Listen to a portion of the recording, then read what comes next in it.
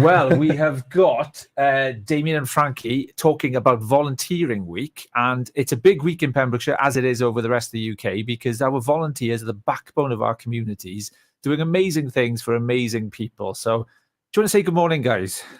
Morning. Good morning, guys. No, lovely to have you here this morning. And in terms of Volunteering Week, I mean, it's a big week. There's lots of events going on, but why is this week so important, do you think, to raise awareness of what's happening? Volunteering Week, it started in 1984. And the event was first organised by Volunteering England. Okay. It's now handled by National Council for Voluntary Organisations. And it's been going since then. And it's a real celebration and an opportunity to say thank you to the volunteers who give up their time and do fantastic work. And it's a couple of fun facts here that the Volunteer Week's timeline in the beginning. Volunteering has a history that dates back to medieval times, 12th and 13th century. Wow. Yeah, where individuals were encouraged to help the poor and the sick. And then it went on to the French term during, I've got it here, 1755, volontaire. Like beautiful French coming out there. I like it. And allegedly it was used to mean offering oneself for military duty. And then the Peace Corps in 1960, global volunteering, and then led to Volunteers Week, 1984, and now we got Volunteers Week. And the theme, Frank, isn't it, for this year is Celebrate and Inspire. Okay. So we're taking out a few of our volunteers. We are. Next week, and just to say thank you, treat them to a slap of lunch, and just, because we really appreciate somebody giving up their time is a lot. It is. But it's got to be fun. They've got to enjoy it. It's a thank you to the volunteers to say thanks very much for your time, to put something back. So it's just a little thank you. Yeah. And well, thankfully, you don't need to conscript yourself to volunteer to military service now, as that French No, you saying don't. is No, you don't. Volunteering is it's so broad. It covers so many aspects of everyone just mentioned it there, of like the backbone of Pembrokeshire life. Volunteering is the backbone of a lot of people's existence. It is. I think what we want to do is to explain what volunteering is, and to explain that there isn't any one individual person to volunteer. It's anybody. Anybody can be a volunteer, and we're not looking for a specific person. We're looking for just people that have maybe a bit of time, where they can give up a bit of time and help and do something that they will enjoy. But what we want to sort of impress upon people really is that it should be an enjoyable thing. It should be a reciprocal thing, that they do something that they choose to do in their own time when they want to, and it shouldn't be a burden. It should be something perhaps they look forward to doing. And there's all different kinds of volunteering. You'll be amazed all the things that people do. You don't only when people maybe sometimes think of volunteering, they might think of charity work in a shop, but there's all sorts of other things to do as well. And then get in touch with us at Volunteering Matters or with Pembrokeshire Association of Voluntary Services, and explain all the different kinds of things that people do. And I know that Louise has been on explained about that. Yeah. And there's all sorts of different things that people could do as a volunteer. Yeah. And of course, there's some people who don't even realise that, technically speaking, they're already volunteering. Right, yeah. Like people with caring responsibilities and things Absolutely. like that. Like that, they are volunteering their time to look after those that are in need, and they might not even see visiting or going into a care home, for example, and providing some entertainment. It's like, oh, I just do it because it's fun. Absolutely. Walking somebody's dog, or working on festival week for their community. Anything they can do that's doing something for somebody but they're not being paid for is volunteering. Checking up on a neighbour, doing a bit of shopping, picking up a prescription or something, something helpful. Yeah. And I think, with the volunteering, I think you just kind of both alluded to it, but volunteering isn't something which, is an all year round thing. It can be at specific times, like you were saying, if there's a big community event, if it's for something specific. And I think perhaps it's breaking down those barriers in terms of people's assumptions. A volunteer is something where, you're all year round, you're committed to, kind of all of this. And volunteering can be so diverse, and it can be so rewarding for so many people as well in terms of what they get out of it, because it's not just about the recipient of the kind of support, it's also what the volunteer themselves gets out of it. And I think that's important volunteering week, to inspire others to think about becoming more in terms of what they can offer as a volunteer, isn't it? Yeah, absolutely. Yeah. What I would say is I work for the organisation called Volunteering Matters, and the particular programme that I work on is called Pivot, which stands for Pembrokeshire Intermediate Voluntary Organisations Team. And it's an organisation where we help people coming out of hospital. So on their discharge from hospital, they're basically referred to us via the Red Cross. And we help those people to stay in their own homes and support them whilst they're staying in their own homes. And we often work with lots of people because of loneliness. Sometimes we're not dealing with the medical care. That's all being dealt with, obviously, by their discharge. And what we're doing is we're going in with volunteers, and the volunteers support them.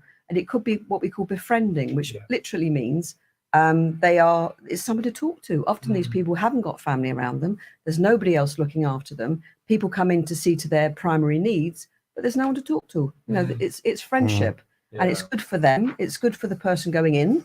It helps loneliness, but loneliness might be on behalf of the volunteer as well as for the person that they're going in to speak to. Yeah, and volunteering, it can also open other doors for the volunteers. I mean, you talked about there the kind of service in terms of befriending and kind of coming out to hospital, and we've seen some volunteers in Pembrokeshire now set up what we're calling those micro enterprises as well. And obviously we've got the scheme now which Planet's kind of running in association with PCC and with PAVS, and we've now got, I think it's over 67 micro enterprises across the county supporting people live in their own homes who would routinely be otherwise kind of stuck in a care home or perhaps in hospital as well. And many of those started as volunteers. And as Tom was saying, they kind of started off doing something good for a neighbour or a family member. And they're not actually understanding that they are a volunteer. And then it's led to something which is their passion. And now they can actually do it as a business, self-employed. They can control, they can then kind of say when they're going to be working. But as you said, it's that continuity for the recipient of that kind of provision. And it's sustainable, isn't it? It is. Yeah. So I'm the engagement manager with Volunteering Matters. So we're both with the same organisation. So we're Volunteering Matters Pembrokeshire. Volunteering Matters is nationwide. We just celebrated 60 years of it starting and celebrating that. So where I come into it, Lee Hind, manager of the hub there. So we're working in partnership, securing volunteers to support in the hub, as well as the referrals that come in for assistance, support and guidance in the community. So I recruit volunteers coming on. We've got a fantastic team at the moment, working with Lee, supporting Lee, answering the telephones, and then lots more little projects going to be happening there. And I've also got the team, as Franky alluded to there, with the loneliness, the befriending. This is what we've been asked for, or more and more now. Can somebody come out and support somebody who's been alone, lost memory, children are moved, and it's going well, it's working. And you can see when they're coming back at the end of the month, they sign little bits and pieces, paperwork. We all have to do paperwork, don't we? But they come in, and it's lovely to read what their well-being has improved, as well as the beneficiary. So it's win-win. It really is. That is fantastic. And of course, Lee and the Community Hub and PAVS, they want to make this year the year of the volunteer, and to celebrate, like what this week is highlighting, celebrating the work that's already done. And it's got me thinking, like, if people think about, what does a typical volunteer look like? And if I was to ask you that question, Damien, I'll stay with you. What does a typical volunteer look like to you? There is no typical volunteer. You can have the same role, and you can have 10 different volunteers, and they all bring their personality and a different skill set, and they make that role their own, and everybody benefits from it. So there is no typical volunteer. No. Yeah. Because Franky, you mentioned about the shop workers, and you see them all, and if you were to paint an image of those, people might think a typical volunteer, 50 plus, 60 plus. No, I have young people, students who've got a bit of time. A typical volunteer is someone who is willing, happy, has a bit of time, and just wants to do something which they'll find that they enjoy doing. mustn't be a burden. It must always be something that you look forward to doing, not kind of, oh no, I've got to do that. I wish I hadn't afforded to do that. It's something that should be reciprocal. They should be enjoying doing it. And, you know, people do get a lot of joy from doing this. You know, it's a real good social thing. Fun, and it's good social interaction, and it's an aid to loneliness on both sides. Some people, you know, lots of people now, young people, find that it's a good thing for them to help them to get out and about, to force you almost, you know, to enjoy being with different people, different ages. It's a diverse thing, diversity. It is, and we've got exams, we've got school leavers at the moment as well. When I finished my studies, I volunteered at Citizens Advice. Excellent. And my whole career launched off the back of giving my time freely, and I have done ever since. Wow. Because it does give you a sense of purpose and a sense of responsibility as well that you might not get otherwise. Absolutely. Can I just give one example of a really Of course you can. unique? We've got virtual reality volunteering, and we're working with the partnership Connecting Realities, and it's putting on the virtual reality headsets in care homes, and they're making films of beaches, parks, where a lot of the older clients on there have, and they take them back down memory road, and it's assisting with Alzheimer's, and it's giving it's incredible. And we've got young people coming in volunteering to go into the home. It's quite a responsible role, but apparently it's incredible. So that's just why a little bit of a different slant of volunteering, as Franky meant, you know, he said about working in shops and supporting shops, which is great, but this is just something else we can add as well. So it's just opening up possibilities. In terms of young people, I mean, you've both mentioned it there, and I think, you know, we saw as a result of lockdown, young people in communities really came to the fore in terms of their contribution, because they wanted to make a difference and they could see the impact of what they were doing, you know, supporting older residents, but others just, you know, their peers as well, because we know a lot of young people suffered during lockdown and COVID. But in terms of those young people, and it's great in Pembrokeshire that we're seeing more and more young people, and particularly, you know, Pembrokeshire College is a great example of where they're kind of supporting volunteering, particularly for their students. But how do you sustain that? That's, I think, the challenge for many in terms of organizations and kind of service providers.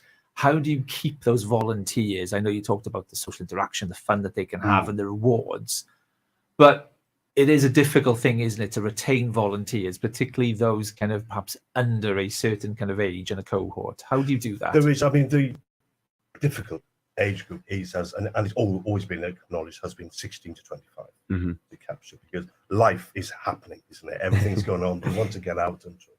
And with the young people, to try, one, I think it doesn't work sometimes, is that a young person comes and says, I need to do something for my CV. I need to get it on there. Then it comes, it then appears that it's very little purpose. It's just something, stamp it, I've done it. It's almost so much because we want you to come into it. It's that it's supporting them, and it's giving them varied opportunities, because when I was young, my attention span would jump. I put down something about 10, 15 minutes, a couple of days, then I want to do something new. So I believe if we can create opportunities, that there are different roles in a wider field, I reckon we can retain young people. We've been in touch with the college, and again, there's a lot of interest now being shown for the VR, because it is something different. I'd say try and keep it fresh. You know, there are other opportunities. As I say, it's not just the typical things of volunteering. And if people get in touch with Louise, as we spoke about before, she can explain there's all different types of volunteering. You can go dolphin counting. You know, there's mad things you can do volunteering. You'd be very surprised. I'm sure you might even do it here. You know, there's different things you can do as a volunteer. Don't just focus on the typical volunteering. Look outside the box. Keep it fresh. Do different things. Well, the majority of people connected with the radio are all volunteers. The Purest Radio would not exist without our team of volunteers going to different events, putting on shows, putting on we're a volunteer-led pretty much organisation, which is it's amazing. It shows the power of when people come together with things that they're not obligated to do. Makes a big difference. Absolutely. And so if people want to find out more about all these opportunities, more about what you guys do, I know you're going out for lunch for Volunteers Week. How else can people get in touch? Where else, have you part of any road shows or anything going on this week? Well, online we've got the Connect Pembrokeshire platform. That was set up with the hub there. Yeah. So that's www.connectpembrokeshire.org.uk. And then we've got our own page on the volunteering there, so they can go into there. And we've got it's been updated all the time. So we've got volunteers giving their stories. So it's rather than just us coming along, the volunteers can tell you this is what it's about. This is what I do, and this is why I do it. There's also me, damien.golden@volunteeringmatters.org.uk. Damien, DAMIAN. Number 07398 603 782. The Pembrokeshire Community Hub, they can ring them, they can get through to me that way, and they can talk to Lee, Vari, or Tim there on 01437 723 660. Fantastic. Yeah, myself, it'd be franky.black@volunteeringmatters.org.uk, and the mobile number is 07710 395 734. Lovely. We're going to put those details on the comments of this video. So if you're listening to this on the mobile app, we're also live on our social media. Hello.